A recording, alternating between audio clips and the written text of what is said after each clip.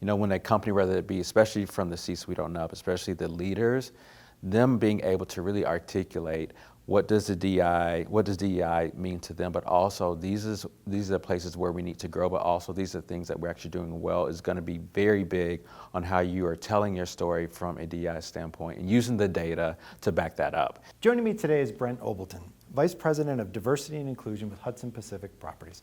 Brent, thanks so much for joining us. Thank you for having me. Now, I'd like to start. What type of data should companies be capturing, measuring as it's related to DEI? Sure. So one of the big things around data is that question, right? What should I do? What should we focus on and things like that? And so, of course, a lot of data that's already being collected is demographic data for our colleagues. However, I'm very big on what else should you and could you be doing? And I think that's driven by, what you're seeing within your business. And for instance, if you're seeing a high attrition rate, like what are you looking at as it pertains to belonging and retention? What's impacting that? So that's data, whether it be through engagement surveys, exit interviews, and things of that nature. Those are data points that you might not already be doing, but I think would be a good starting springboard for those that may not even be collecting data outside the demographic information that they may be collecting from the onset of a new employee starting.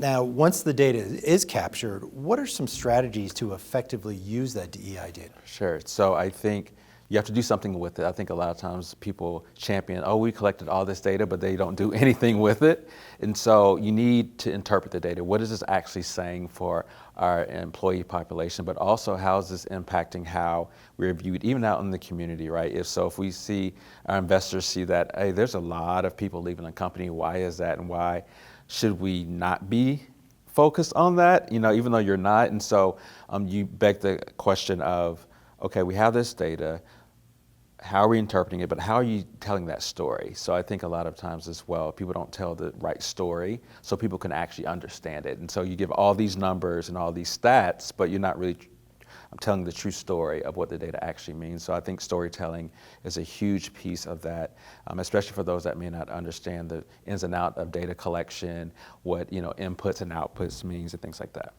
Now, picking up on storytelling, why, in your opinion, do you think it's so important for a company not just to say we're invested in DEI, but to clearly outline what their specific DEI goals or targets are? Yeah, I think people oftentimes remember stories, right? And so I think that is a tangible thing that people can use to remember different stats or inputs, right? And so, when a company, whether it be especially from the C-suite on up, especially the leaders, them being able to really articulate what does DEI mean to them, but also these are the places where we need to grow, but also these are things that we're actually doing well is going to be very big on how you are telling your story from a DEI standpoint and using the data to back that up. And so it's not just philosophical, but we have the data that we've collected, and we've collected from our employees, their engagement, how they feel that sense of belonging, and all of those play a role in how executives and also how it's being embedded within the business, because embedding diversity, equity, inclusion within the business is the ultimate goal, and not just saying, okay, we just did this one activity, but we're actually embedding it within the business.